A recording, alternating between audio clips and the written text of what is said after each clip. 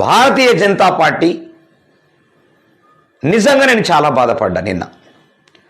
Bharatiya Janata party ఏదైతే Jubilee bypoll ఎలక్షన్లలో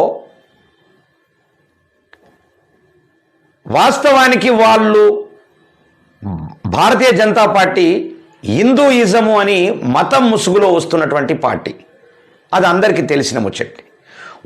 మేము హిందువులను రక్షిస్తున్నాం, హిందువులను కాపాడుతున్నాం, ఇక మేము మొత్తం టోటల్గా సనాతన ధర్మం అని చెప్పేసి మాట్లాడుకుంటూ వస్తూ ఉన్నారు అనేక మంది. కానీ నేను ఒక బాధపడ్డ అంశం ఏంటంటే, మీరు కూడా యూట్యూబ్లో చూడొచ్చు, నేను అబద్ధం చెప్పట్లేదు.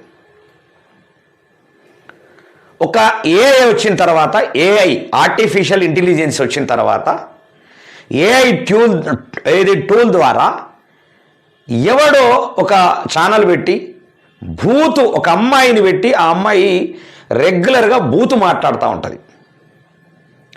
ఎన్ని బూతులు అంటే ఇక అసలు ఆ టూల్ అంతా కూడా బూతులతోనే ఉంటుంది. అది వినబుద్ధి కాదు. అదే అమ్మాయి అదే టూల్తోని అదే వాయిస్తోని జూబ్లీ హిల్స్లో బీజేపీ ప్రచారం చేస్తూ ఉంది. రకరకాల వీడియోల్ని బయటికి తీస్తూ ఉంది. అంటే ఆ గొంతు విని ఉన్నటువంటి వాళ్ళు ఎటువైపు పోవాలా? అంటే సనాతన ధర్మము అదే నేర్పుతుందా? భూతు మాట్లాడేటటువంటి వాళ్ళతోనే చెప్పిపిస్తారా? అక్రమాలు చేస్తున్నటువంటి వాళ్ళనే పార్టీలో ఉంచుకుంటారా? గూండాలను రౌడీలను పోషిస్తారా?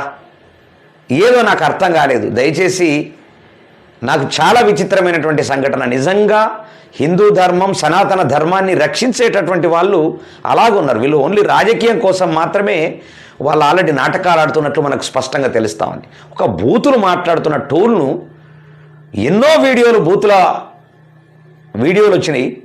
అదే వాయిస్ను అదే అమ్మాయిని పెట్టి ఇలా ప్రచారానికి ఉపయోగిస్తున్నారు. చాలా చాలా బాధాకరం. ఇదొక అంశం.